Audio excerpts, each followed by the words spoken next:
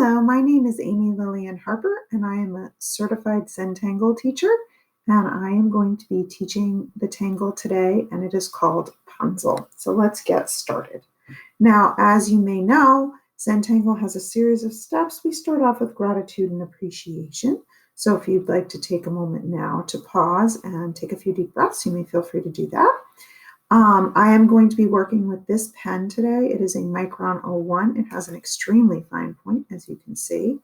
I also have my Zentangle pencil. It's a little worn now. It's a small pencil, and my Tortillon, which is a blending tool. All right, so let's get started. So the Zentangle process after our gratitude and appreciation starts with corner dots. I am not going to do corner dots and a border, which we normally would do, because I'm working on this little tiny tile. It's called a bijou, and it's quite small, as you can see. So I'm going to just dive right into the tangle. And like I said, this one is called Punzel, and I'm going to do it diagonally across my tile here because of it's long. So you start off by creating this sort of shape. It looks kind of like a tooth to a shark. And then, so you see I just created that shape. And then you start kind of towards the middle of your original one, and you create a similar shape. And it's supposed to touch this, but if it doesn't quite touch, you can always just draw that down a little more. And then you just keep sort of echoing that. So I'm going to do another one like this. Mine tend to get bigger and bigger as I do them. That's fine. It's not required. You really just need to do what works in your space. So you can see I'm just starting on the next one on the side. I'm drawing another one of these sort of shark tooth shapes, and then I'm just doing another one. I'm just alternating sides. This is a really lovely border tangle. It's a little hard to make it turn corners, but it's possible. And I just really like doing it. I think it's really beautiful. It also has a lot of different, what we call tangulations. You can do different variations on it. I'm just going to have the bottom come like right off my edge there like that. And then I'm going to do one last one so that it kind of looks finished. There we go. Now that I've done that, that's the base tangle.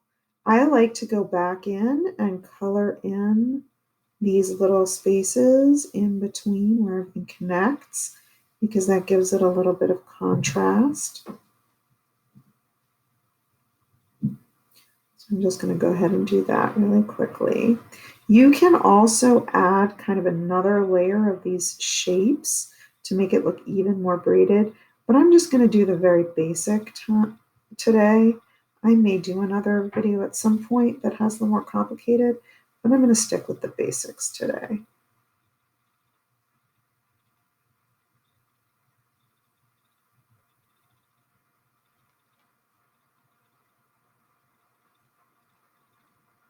And once I've done that, I have one little thing I like to do, like a tangle enhancer, we sometimes call them, to give it a little more contrast. So I like to take my pen and just basically kind of do kind of a scribbly line right along above where all of these connections are.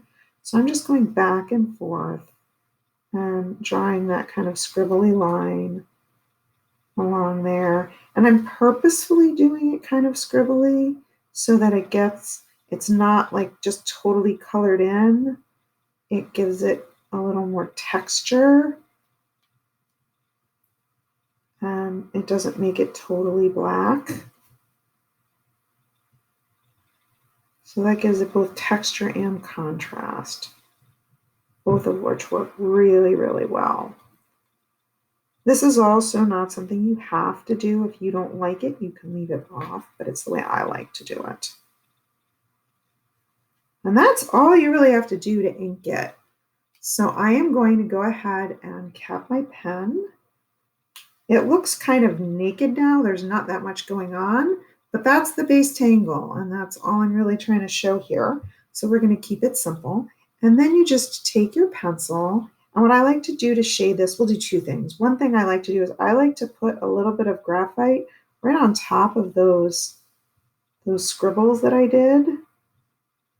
And if you don't like the scribbles, you could leave the scribbles out and just do that shading. And then I take my pencil and I just sort of bring it up a little bit. I mean, my tortilla, sorry, I already used my pencil. And just bring it up a little bit to add a little bit of extra shading and texture. And that really enhances those sort of spots where it connects and gives it some shade. And then since we have such a white tile here, I'm going to go ahead and take my pencil and I'm just going to do some shading around the outside of the whole thing. You don't have to do this. Although when I use it as a border, I usually do this because I find that borders work really nicely. If you shade around them, it gives a nice sort of contrast between the border and the rest of your tile. And it just makes it look a little more interesting. And it gives it more dimension. When you shade the way I'm shading right now, what's going to happen is it's going to make the whole thing sort of look like it's lifting off the page a little bit, as if it's got a shadow underneath it, and it separates it from the page. It gives it more dimensionality. Although our shading in Zentangle does not worry about light direction, it still creates the illusion of light. And so you can see now it gives it a little bit of a shadow and it makes it look a little more dimensional. And that's pretty much it. So it is called Punzel. Mine is done. So I'm going to go ahead and do the next step of the tangling process, which is to initial it. So I'm going to put my initials down on the bottom here. And then I'm going to turn it over. And I'm going to write that tangle's name for you. Punzel. I think it's like Rapunzel, as in Rapunzel's hair. And then I'm just going to put my initials because this is a bijou. It's really small. I don't always put a whole signature. And today's the 26th. And there you go. That's how you do Punzel. I hope you enjoyed this tangle.